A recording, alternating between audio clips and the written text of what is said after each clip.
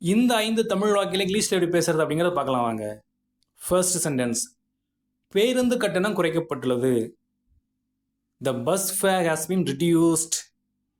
The bus fare has been reduced. Second sentence. மின் கட்டணம் குறைக்கப்பட்டுள்ளது. The electricity charge has been reduced. The electricity charge has been reduced. Third sentence. அபராத தொகை குறைக்கப்பட்டுள்ளது. The fine has been reduced.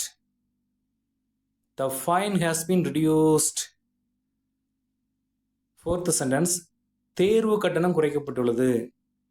The exam fee has been reduced. The exam fee has been reduced. Last, fifth sentence. எரிபொருள் விலை குறைக்கப்பட்டுள்ளது. Fuel prices have been reduced. Fuel prices have been reduced.